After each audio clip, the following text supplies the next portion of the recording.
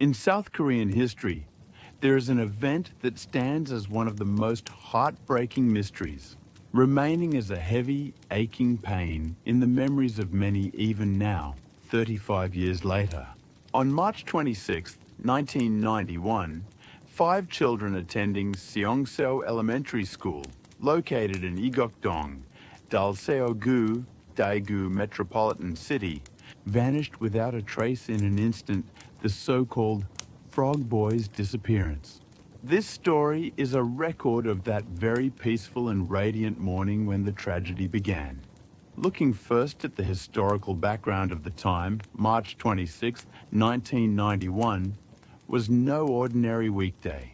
It was the day of the local council elections, which were being revived for the first time in a staggering 30 years in South Korea's electoral history.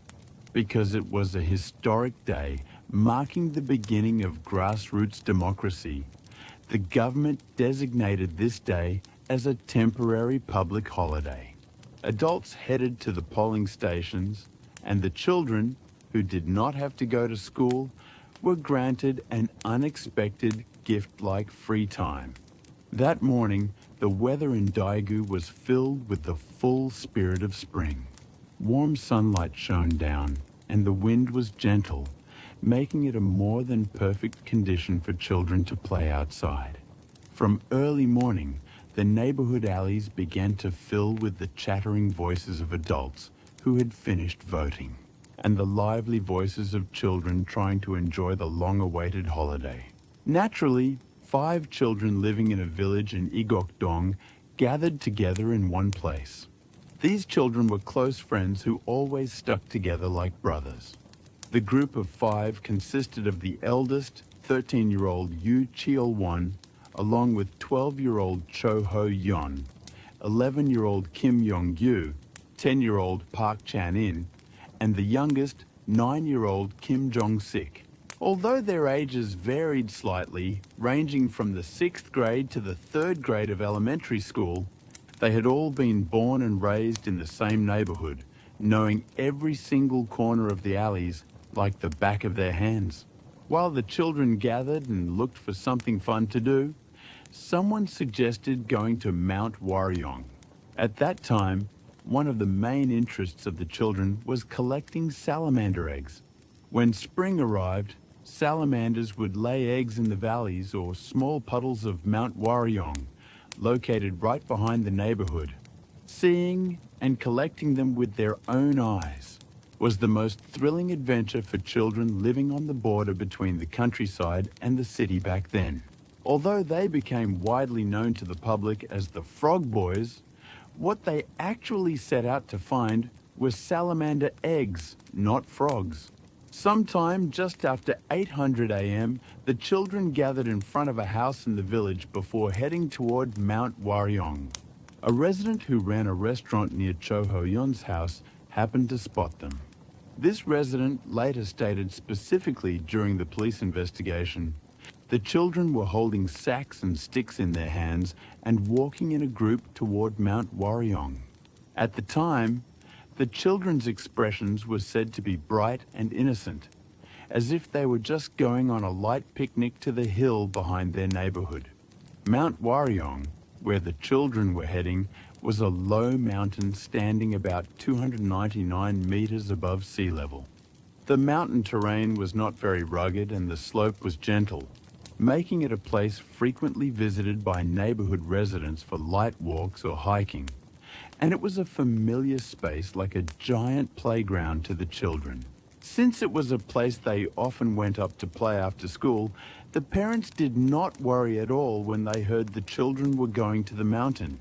No one could have imagined that the mountain, which always stood behind the neighborhood, would swallow the children up. Around 900 a.m., the appearance of the children entering the mouth of Mount Waryong was caught by another witness.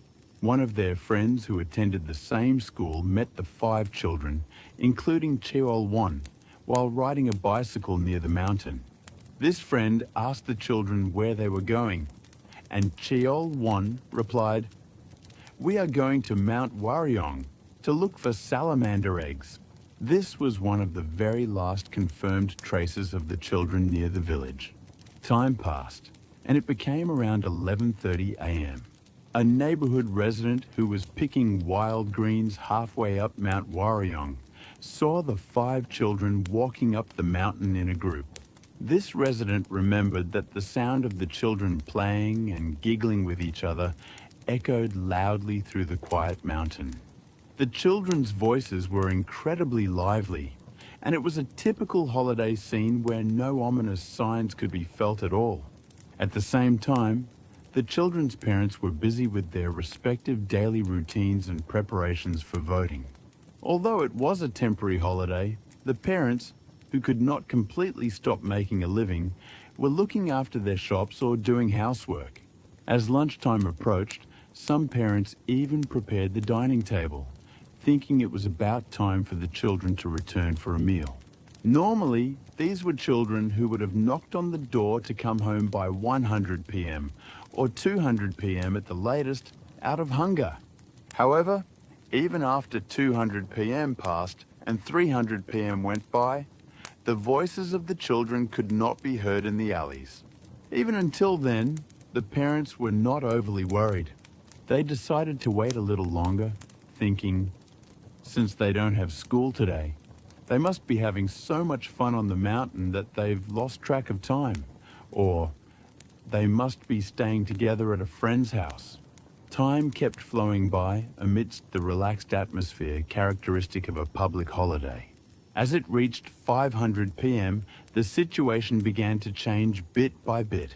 The sun was getting ready to set, and the temperature inside the mountain was starting to drop rapidly. At Yongsik's house, one of the children's homes, his mother began walking around the neighborhood alleys calling out his name, but there was no answering reply. Around the same time, the parents of Cheol-won, Ho-yeon, Yongyu, and Chan-in also contacted each other and realized that their children had not returned yet either. The parents gathered in one place and checked each other's houses, but not a single one of the 5 children had set foot anywhere. It was from this moment that an ominous feeling that something had gone terribly wrong began to weigh heavily on the parents' hearts. These were children who would absolutely return by evening, no matter how long they played. Furthermore, it was by no means a normal occurrence for 5 children to lose contact all at once, rather than just 1 or 2. At 600 p.m., the sun went completely down beyond the mountain, and darkness began to fall everywhere. In the mountains during spring, darkness sets in rapidly, and the temperature drops once the sun sets. Becoming anxious, the parents packed flashlights and headed directly to Mount Waryong themselves. They combed through the mountain paths and valleys where the children usually played, shouting their names until their voices were torn. Cheol-won, Jong-sik, Ho-yeon. The parents' desperate cries echoed through the dark ridges of Mount Waryong, but the only things that returned were the chilly night wind and a heavy silence. Failing to find any trace in the mountain, even past 800 p.m., the parents eventually headed to the Seongseo police box under the Dalseo police station to report that their children had gone missing as a group. However, the initial response of the police at that time was far from the burning hearts of the parents. Back then, it was a time when systematic protocols for missing children or kidnapping cases were lacking, and the police placed weight on the possibility that the children had simply gone to downtown Daegu or elsewhere to play for the holiday, got lost, or ran away from home. Only a textbook answer of, "If you wait a little, the children will return on their own," came back. Despairing at the complacent attitude of the police, the parents headed back to the mountain. Dozens of neighborhood residents also voluntarily joined the search holding flashlights. As the night grew deeper, the temperature of Mount Waryong dropped to around 4°C, a dangerous situation where the children could suffer from hypothermia if they were lost in the mountain wearing thin spring clothes. Shedding tears, The parents spent the entire night parting the bushes and checking ditches in the mountain. The hellish first night of the disappearance passed, and the dawn of March 27th broke. Despite the overnight search, not a single piece of clue or belonging of the 5 children was found. As daylight came, the police also recognized the seriousness of the situation and began deploying full-scale personnel. An emergency was declared across the entire city of Daegu, and the teachers of Seongseo Elementary School, parents, and local residents stepped forward for a massive flyer production and search operation. On the 27th, the second day of the disappearance, the number of search personnel grew into the hundreds. Police officers and soldiers divided the entire area of Mount Waryong into sectors and began to search thoroughly. The search scope expanded not only to the hiking trails the children might use, but also to deep valleys and thickets that are difficult for ordinary people to access, and even around the communal cemetery at the foot of the mountain. Yet, even within the massive movement of the search party covering the entire mountain, the whereabouts of the children remained completely elusive. Simultaneously with the internal search of Mount Waryong, the police expanded their search to train stations, bus terminals, and entertainment districts across Daegu. This was because they judged that if it were a simple runaway case, the children might have headed toward the city center. Thousands of urgent search flyers containing the children's personal information and photos began to be posted at stations and terminals. News of the disappearance spread through radio and local broadcasts as well, but no decisive tips were received. As time passed, the case began to expand beyond the Daegu region into a nationwide concern. By the third day of the disappearance, media outlets began reporting on this unprecedented mass child disappearance case on a large scale. The shocking news that 5 children had vanished simultaneously on the same day threw the entire nation into great sorrow and shock.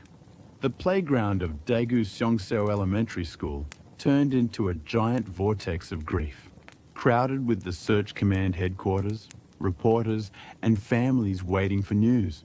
When the large-scale search operations yielded no results, all kinds of speculations and rumors began to sweep through the neighborhood. Unverified voices ranging from, "I saw someone putting the children in a truck and driving far away," to absurd. Conspiracy theories like, "They were abducted by aliens," or "They were taken by North Korean agents," circulated, leaving even bigger scars on the bruised hearts of the parents. The police had to scatter their personnel to review the credibility of every single tip received, which also became a factor that disrupted the focus of the initial search. Once a week had passed since the disappearance, the government also began to take the case seriously. Under the special order of the president at the time, all national capabilities that could be mobilized, including the prosecution, police, and military units, were concentrated in Daegu. The number of personnel deployed for the search of Mount Waryong reached hundreds of thousands in total, which was an unprecedented maximum scale in the history of searches for a single missing person case. Soldiers aligned in formation and combed through the entire mountain as if brushing it densely, and even tracking dogs and helicopters were mobilized. Yet Mount Waryong maintained a terrifyingly deep silence even before that massive national search. The children's movement path after the mid-slope where they were last seen was completely severed. They checked all the numerous puddles, caves, and areas around the military shooting range inside the mountain, but not a single piece of the sacks or sticks the children had taken, or even a single thread from the clothes they were wearing, came out. It was a bizarre situation, as if they had evaporated into thin air like smoke. The parents recount that waking up every morning was like hell. They suffered from auditory hallucinations, feeling as if the children would open the door and walk in, saying, "I'm home." and their hearts sank every time the phone rang. The parents completely halted their livelihoods. Carrying backpacks filled with flyers, they began roaming all corners of the country. Holding posters printed with the children's faces, they visited markets, terminals, and plazas where many people gathered, making tearful appeals. This desperate waiting would continue not for days or weeks, but for months and years. Although a massive campaign was launched across the nation, with citizens praying for the safe return of the children, printing their photos on public phone cards, snack bags and cigarette packs, the flow of time cruelly gave no answer. In this way, the warm spring morning of March 26, 1991, became the starting point of a massive mystery that seemed like it would never be solved, leaving a deep and sorrowful stigma in South Korean history. Since the official search began on March 27, 1991, the area around Mount Waryong in Daegu was completely surrounded by a massive force of military and police personnel. While the search during the first few days had been a scattered effort centered around local police boxes and residents, special orders were handed down from the Blue House and the National Security Headquarters upon recognizing the gravity of the situation, causing the scale of the search to explode beyond imagination. Human and material resources on a scale unprecedented in the constitutional history of South Korea, for a single missing person case began to concentrate on this one small mountain. The total cumulative number of personnel mobilized for the search eventually surpassed 320,000, an overwhelming figure that was equivalent to mobilizing a significant portion of the entire population of Daegu City.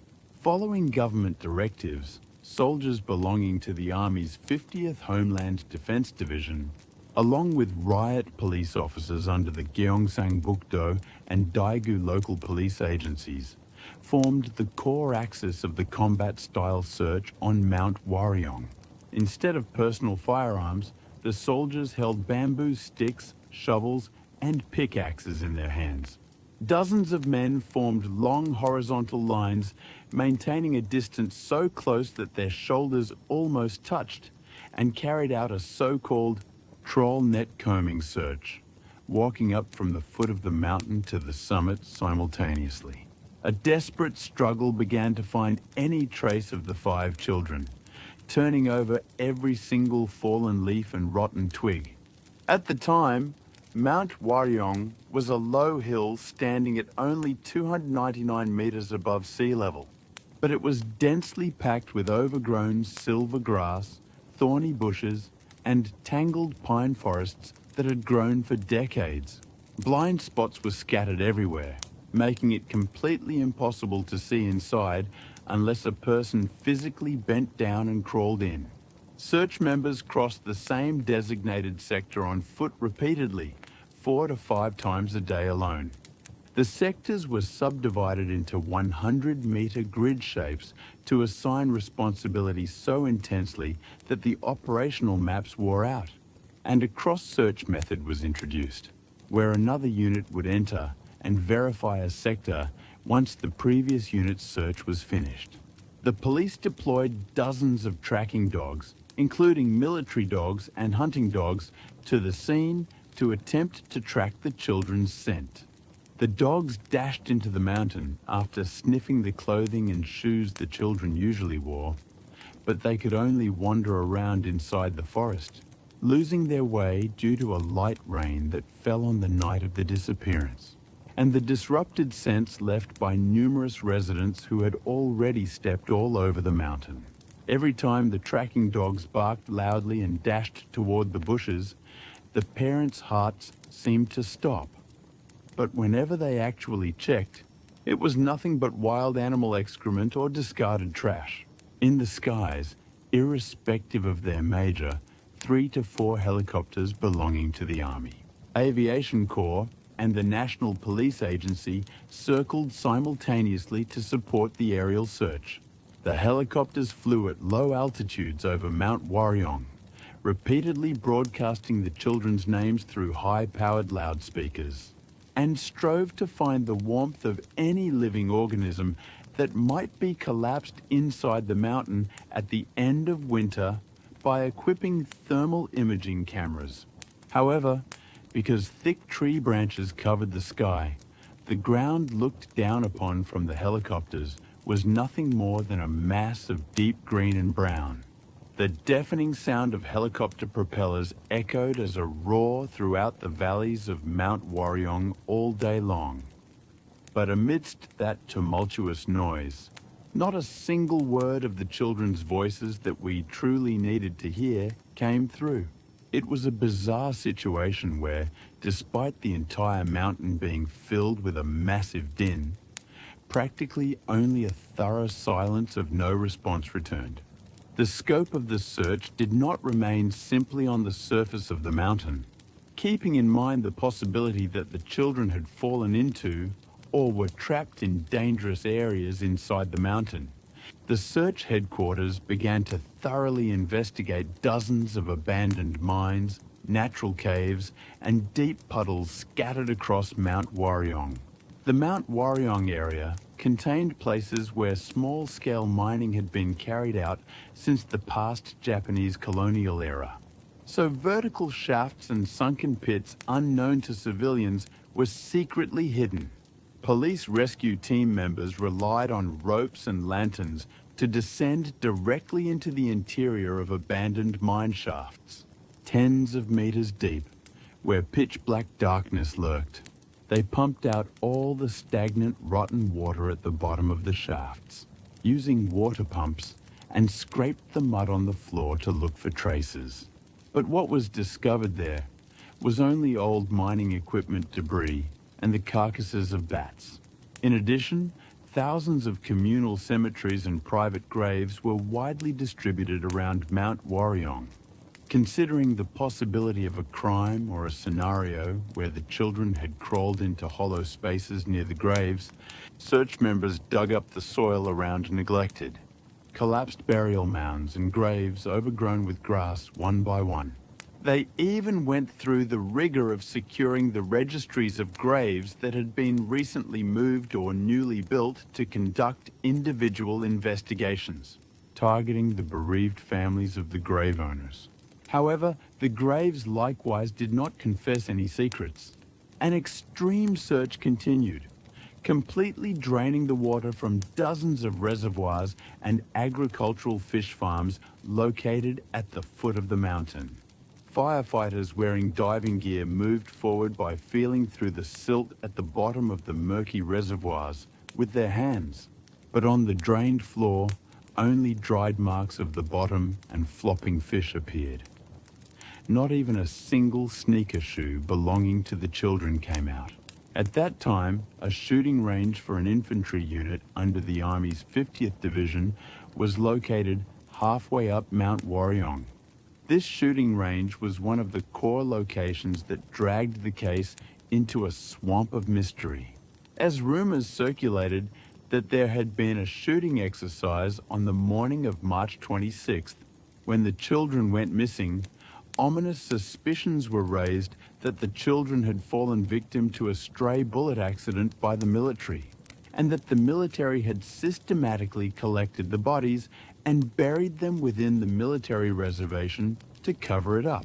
Accordingly, the police search team obtained cooperation from the military authorities to completely overturn the soil inside the restricted area of the shooting range and around the impact zone using excavators and heavy equipment. A joint civilian-military police search party entered and completed verifications up to the drainage ditches of the shooting range, nearby thickets, and even the deep valleys beyond the barbed wire fence where soldiers restricted civilian access. Thousands of spent bullet casings and broken target board pieces poured out endlessly, but any trace of abandonment or signs of gunshot wounds regarding the 5 children could not be found no matter how hard they looked. The military unit also submitted documents and records that thoroughly proved its innocence. Despite scouring Mount Waryong in this manner literally at the territorial level, from top, bottom, interior, and up to the military facilities, as if splitting it into molecular units, the result was a perfect zero. Not a single item was found. Not the plastic containers or sticks for collecting salamander eggs that Cheol 1, Ho Yon, Yongyu, Chanin, and Jongsik was said to have carried out, nor any scraps of the brightly coloured jackets and sportswear the children were wearing, nor even a single footprint, while a crowd of 320,000 people trampled all over the mountain for several months to the extent that the mountain's ecosystem was altered. Any material evidence that 5 human beings should have left behind was perfectly cut off. This unrealistic state of nothingness made even veteran investigators participating in the search shake their heads. A lamentation flowed from the field command post. When a person gets lost or meets with an accident on a mountain, traces are bound to remain.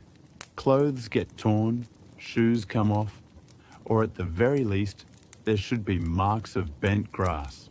But this is as if the mountain literally sucked the children straight out of the air. As the silence of Mount Waryong prolonged, the anxiety of the investigation headquarters reached its peak. When the investigation ran into a deadlock, the police turned their gaze from the inside of the mountain to the outside, launching a massive checkpoint search and door-to-door inquiry targeting the entire area of Daegu City.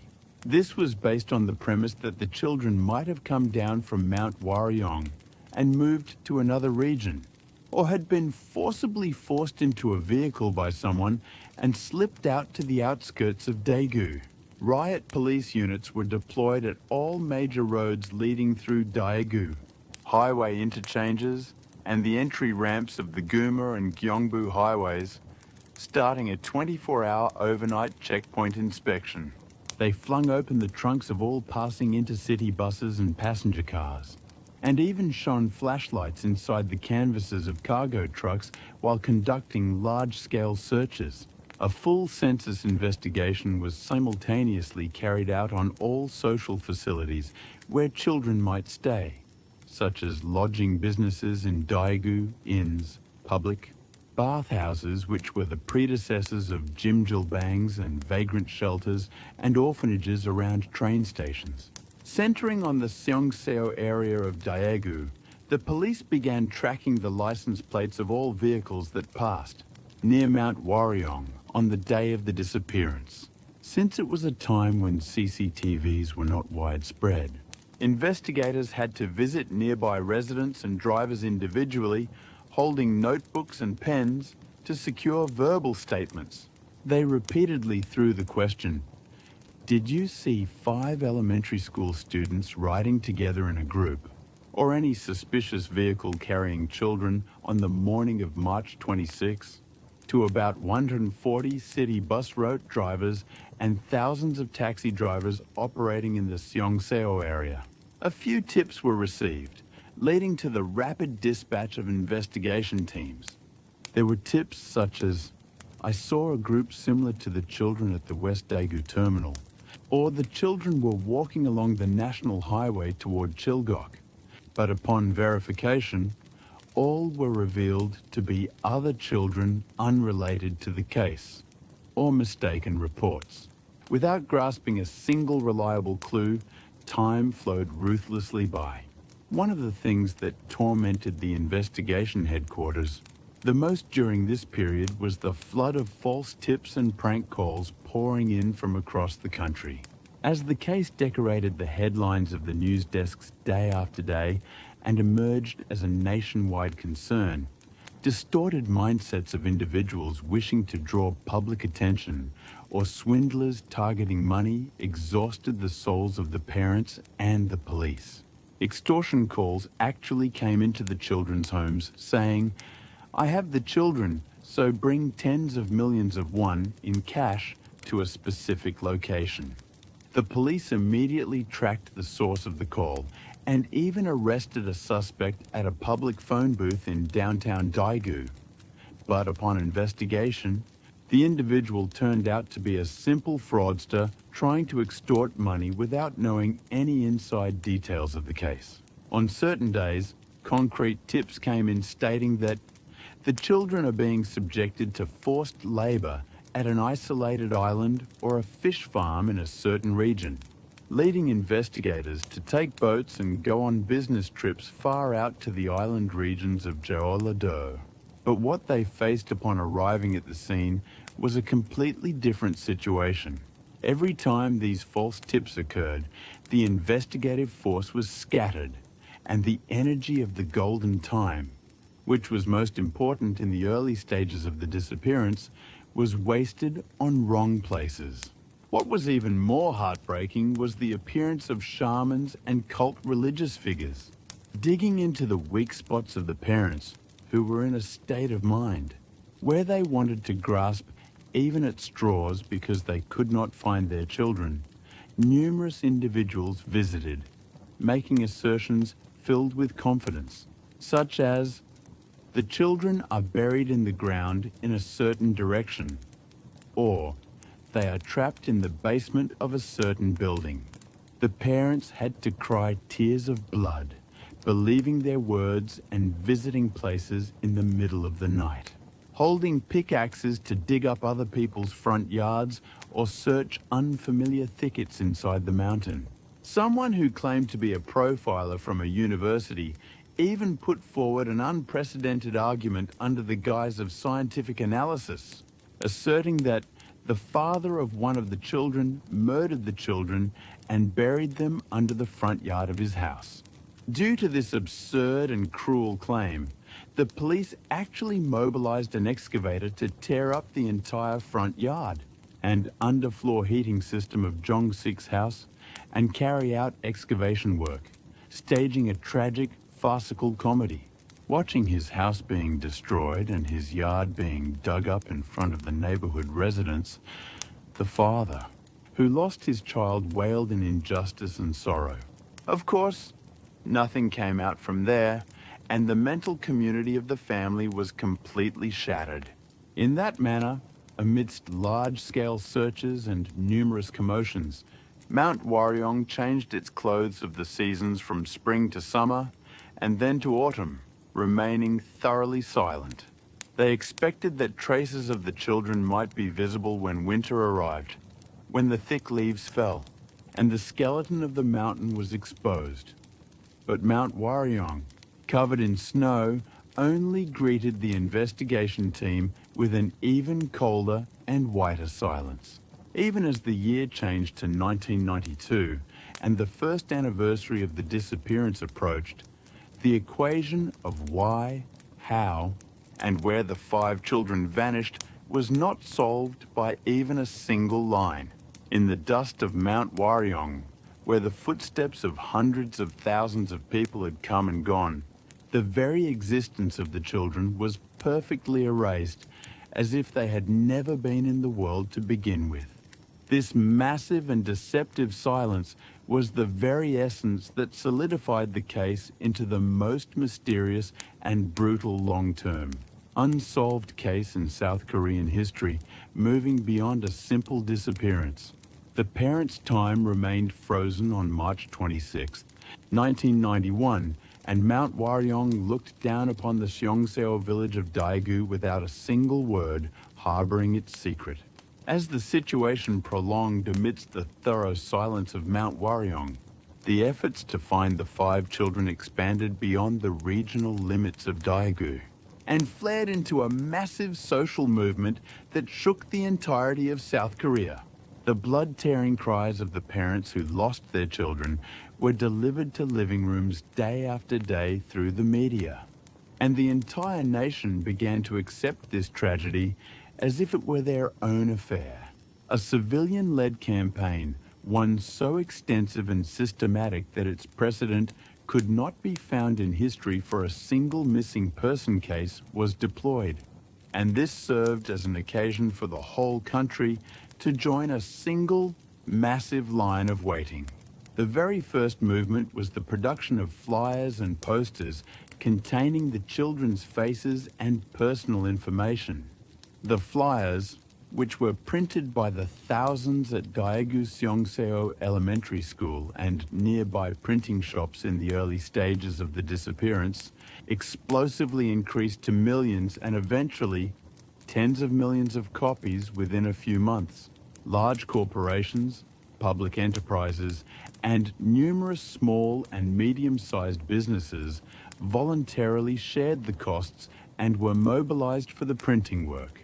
On the back of public phone cards, which the entire nation used on a daily basis at the time, the identification photos of the 5 children were densely printed, along with their weight, height, and clothing status at the time of the disappearance. In every public phone booth on the streets, citizens holding these cards while wiping away tears could easily be seen. The distribution of flyers did not stop there.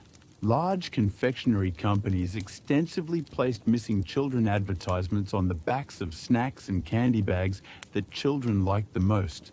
Snacks printed with the children's faces were displayed on the shelves of every mart and corner store, and children engraved the names of their missing peers into their hearts while eating the snacks. Tobacco manufacturing companies placed the children's photos on the surface of cigarette packs that smokers across the country encountered daily, and post offices stamped commemorative postmarks for finding missing children on millions of mails and envelopes dispatched every day, delivering news of the children straight to the living rooms of homes nationwide.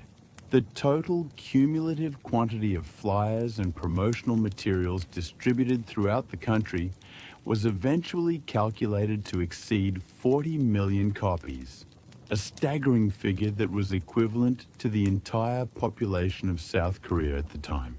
Numerous commercial drivers and transportation workers across the country also added their strength.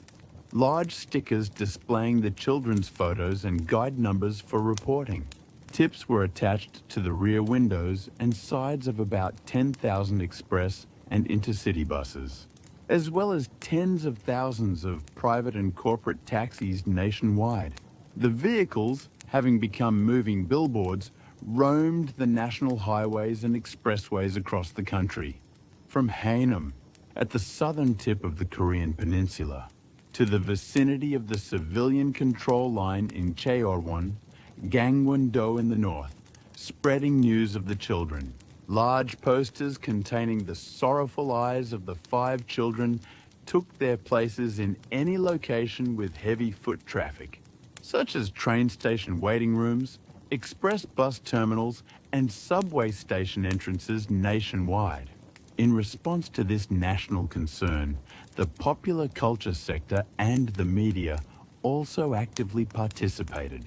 Current affairs programs and news programs on terrestrial broadcasting stations, which boasted the highest viewership ratings at the time, allocated a significant portion of their regular broadcasting hours to cover the case in depth. The names and characteristics of the children constantly flowed as captions at the bottom of the screen. Famous singers and celebrities wore ribbons for finding missing children on their chests whenever they appeared on broadcasts, and tribute songs and documentary films praying for the safe return of the children were produced. At elementary, middle, and high schools across the country, principals shared the story of the children during morning assemblies to conduct kidnapping prevention, education, and students launched a movement to send letters of consolation to their missing friends in Daegu, resulting in tens of thousands of letters arriving at Seongseo Elementary School. However, amidst this country-scale campaign, the lives of the parents, who completely abandoned their livelihoods and took to the streets, became cruelly devastated. The 5 parents, including Cheol-won's father, could no longer sit quietly in their homes in Daegu just waiting for tips. They each pulled out their lease deposits or took out loans to purchase a small 1-ton truck. After modifying the 4 sides of the truck into a boxcar shape, They pasted posters the size of giant, large-scale funeral portraits of the children on all sides. They equipped high-performance loudspeaker speakers on the roofs of the vehicles and loaded inside thin blankets, burners, and several boxes of ramen so they could eat, sleep, and live for months. The parents' nationwide tour thus began. Departing from Daegu, they thoroughly searched the Gyeongsang-do region, including Busan, Ulsan, and Changwon, and moved on to every city and county-level village in Jeolla-do, such as Gwangju, Jeonju, and Mokpo.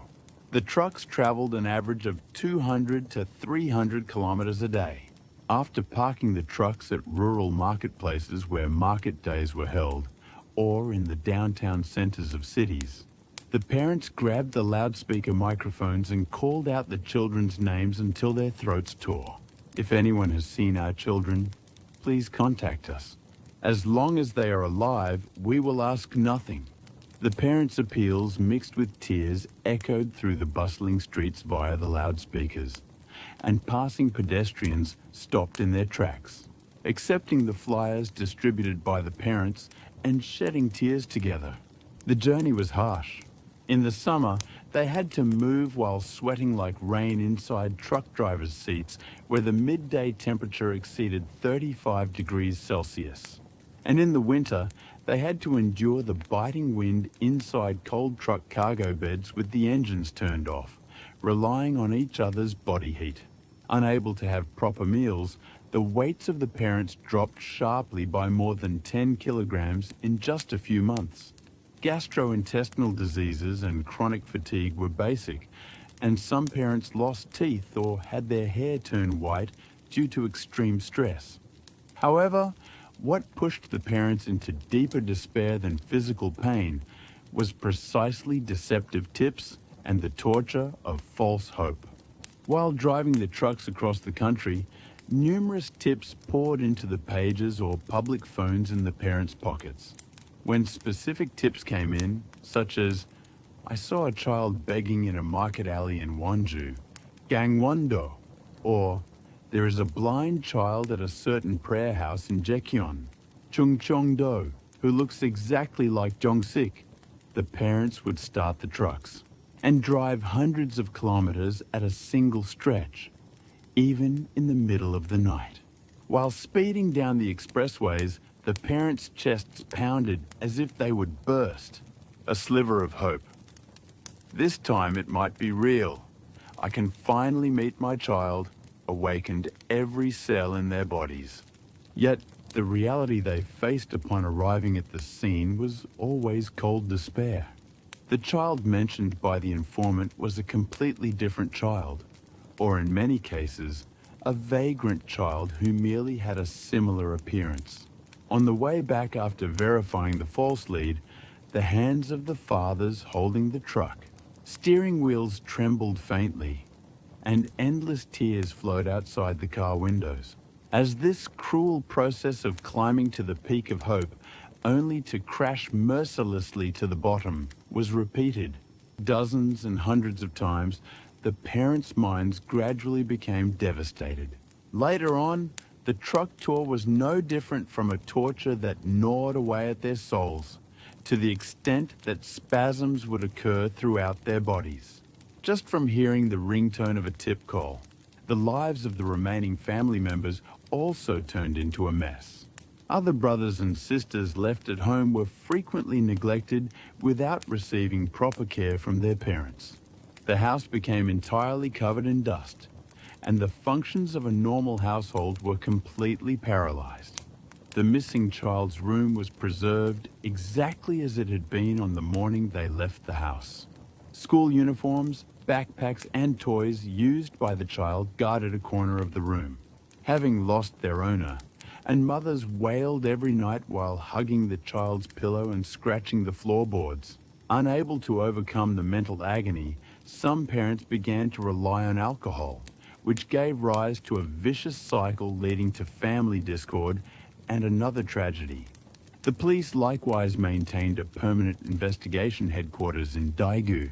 managing tens of thousands of written and telephone tips coming in from across the country by turning them into a database. The National Police Agency even offered an unprecedented reward for the speedy resolution of the case. The bounty, which started at a few million won in the beginning, soared to 42 million. Won an astronomical amount for the time as national fundraising campaigns and government subsidies were added. Because this was a fortune large enough to buy a decent apartment in Seoul at the time, it also produced side effects, with professional bounty hunters or swindlers lingering around the investigation headquarters targeting the reward money. False tips aimed at money became more sophisticated, and the police had to consume unnecessary administrative power to filter out real clues. During this period, South Korean society began a fundamental reflection on children's rights and social safety nets, triggered by the Frog Boys case. The public security authorities completely revised the existing practice of dismissing child disappearance cases as simple runaways or missing children cases, and newly established a violent crime investigation guideline to transition immediately to a violent crime case. Upon receiving a report and deploy an initial investigation, child protection zones began to be designated around school zones and alleys nationwide, which served as an occasion to activate the activities of the Green Mothers Association and residents' voluntary crime prevention squads. However, these changes and reflections in social systems could not fill the empty spaces of the 5 children who had already vanished. As 2 years passed and more than 3 years went by after the disappearance, the burning national interest also began to cool down bit by bit. The frequency of media reports decreased noticeably, and the flyers posted on the streets tore to the point where their shapes could not be recognized, due to being washed by wind and rain, or became covered by other billboards. People gradually returned to their daily routines, and the name Frog Boys began to be treated as a forgotten case, talked about only occasionally during holidays or the year-end and New Year seasons. Every time that hot energy of waiting, through which the whole country had wept together, cooled down, the sense of isolation and loneliness felt by the parents penetrated their hearts even more deeply and cruelly. Nevertheless, the parents could not turn off the engines of their trucks. To them, it was the sole purpose sustaining their lives and the final duty toward their children. The earnest waiting of the parents who wandered on the cold asphalt roads across the country, holding worn-out flyers in their hands, was thus being buried into the silently flowing years without obtaining any answer. The history of that great campaign that had turned the whole country into a sea of tears was paradoxically being recorded as the saddest page in the brutal history of South Korea, without leaving even a single clear clue. Time moved ruthlessly by. The century turned, and the year reached 2002. It was a point where a staggering 11 years had passed since the children vanished. During that time, the Seongseo area of Daegu underwent dazzling urban development, causing rice paddies, fields and low-lying houses to disappear, and massive apartment complexes and commercial facilities to take their place. Seongseo National School, which the children had attended, was renamed Seongseo Elementary School. And even in the minds of those who remembered the tragedy of that day, the case was gradually being forgotten as a page in faded history.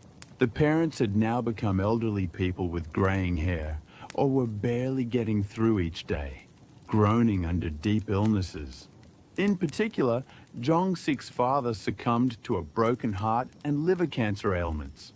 He developed while wandering across the country to find his child and passed away first in 2001, without ever confirming whether his son was alive or dead, leaving those around him in even greater sorrow. Then, on Thursday, September 26th, 2002, around 11:30 p.m., news flew in from the foothills of Mount Waryong in Igok-dong, Dalseo-gu, Daegu City, throwing the entire nation into tremendous shock and grief once again.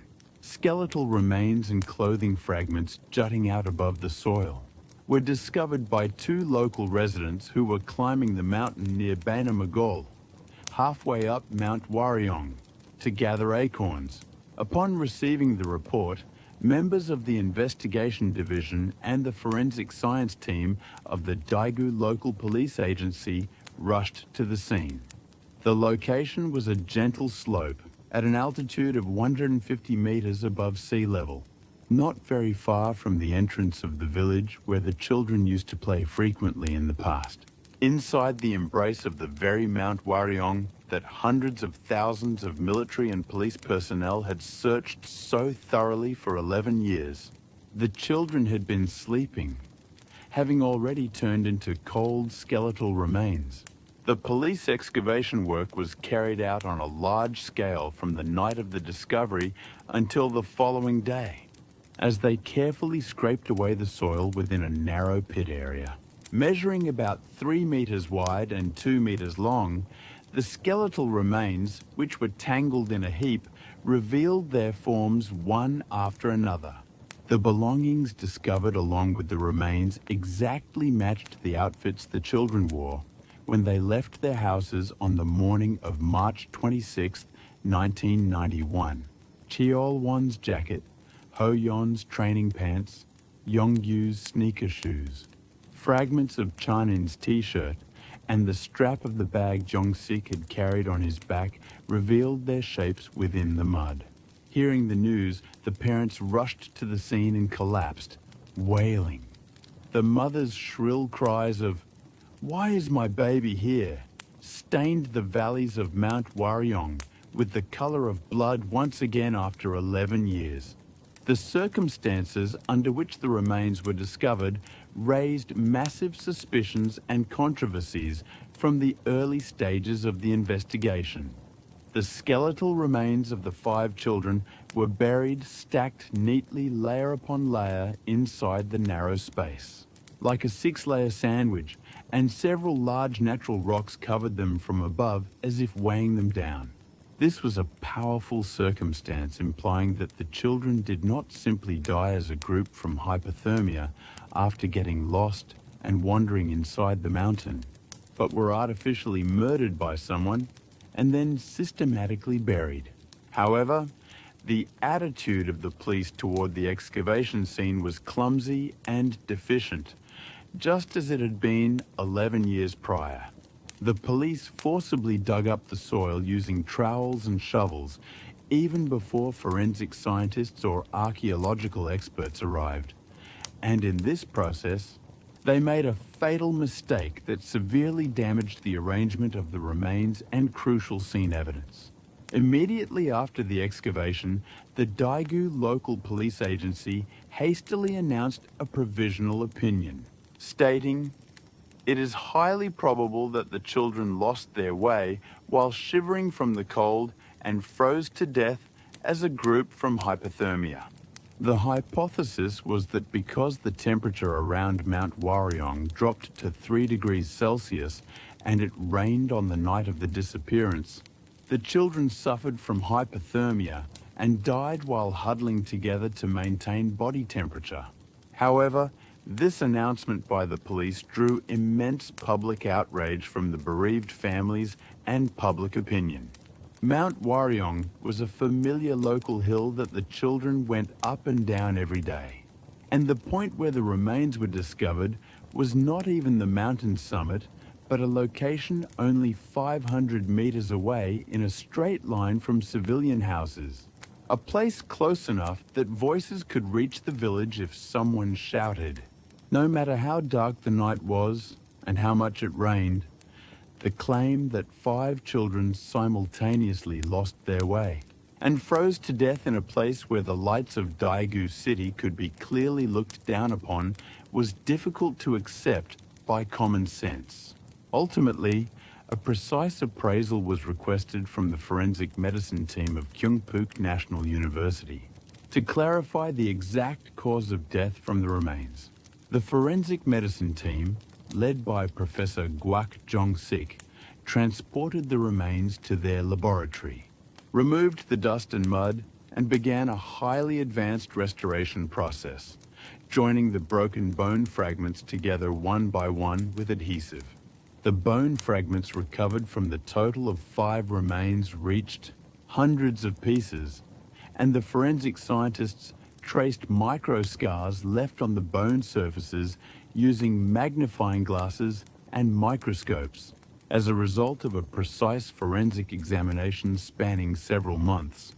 A flood of shocking forensic evidence completely overturning the police's freezing death hypothesis began to pour out. The most decisive evidence was discovered on the skulls of Yu Cheol-won, the eldest, and Kim Jong-sik.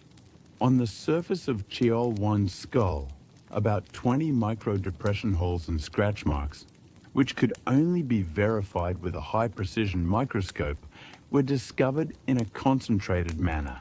These wounds were not natural injuries that could occur from falling or bumping against rocks. Through forensic experiments, the forensic medicine team concluded that these wounds were fatal injuries, caused by being repeatedly and heavily struck by a special tool with sharp, yet blunt ends, namely, a sharp blunt weapon such as a D-shaped welding hammer or a claw hammer. Judging by the form where bone fragments were pushed inward, it was clear that the culprit had laid the child down and brutally struck downward from above. A large fracture wound was also discovered in the occipital region of Jong-sik's skull, which was likewise a trace of homicide, where the bone was crushed by a heavy physical impact. Around the remains of the other children, knotted shoelaces presumed to have been used to bind their clothes at the time of the disappearance were discovered. And it was additionally revealed that the form of this knot was not the method ordinary children used to tie them, but a special knotting technique used by soldiers or experts who handle livestock. This was a clue strongly supporting the possibility that the culprit committed the crime after binding the children's hands or feet with cords.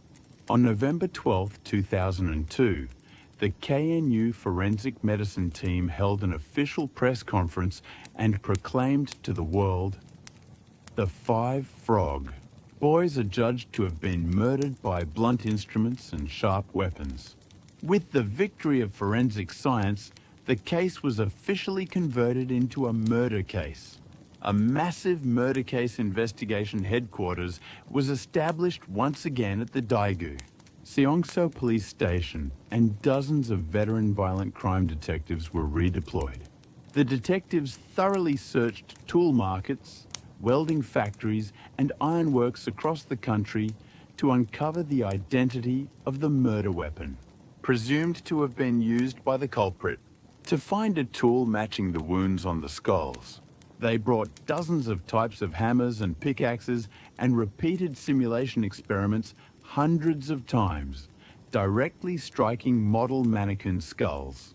However, because there was a high possibility that the tool used by the culprit was a homemade tool, difficult to commonly obtain on the market or a modified form, they could not specify even the exact name of the tool.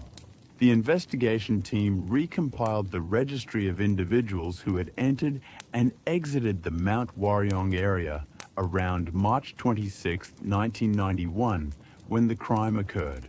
In particular, paying attention to the fact that the location where the remains were discovered was extremely close to the interior of the military unit, shooting range's impact zone, they conducted intensive reinvestigations targeting about 1,000 individuals, including defense soldiers who worked at the shooting range at the time, officers who commanded the shooting exercises, and subordinate non-commissioned officers.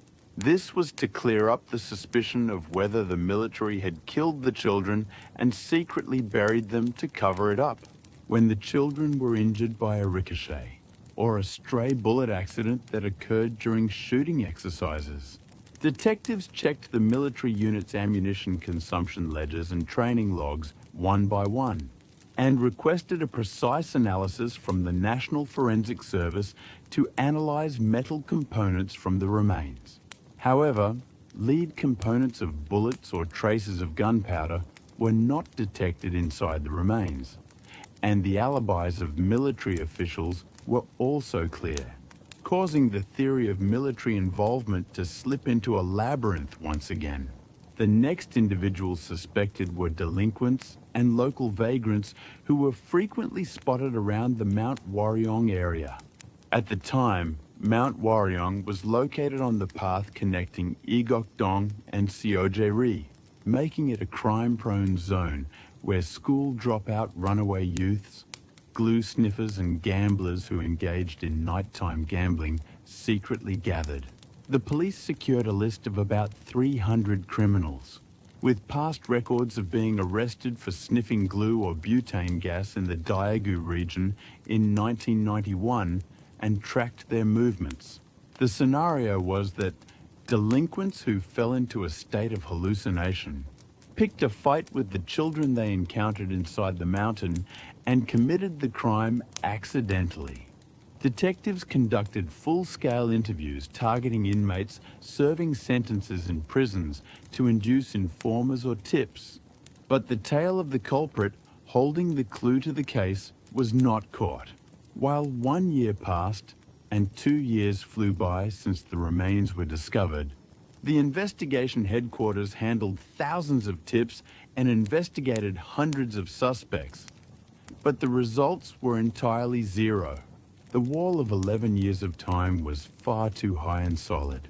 Due to more than 10 seasonal changes and wind and rain, the crime scene was in a state where physical evidence required by modern forensic, investigations such as the culprit's DNA, fingerprints or footprints, was completely obliterated. The memories of witnesses had also faded, and no one remained who could state the exact time and physical descriptions of that period.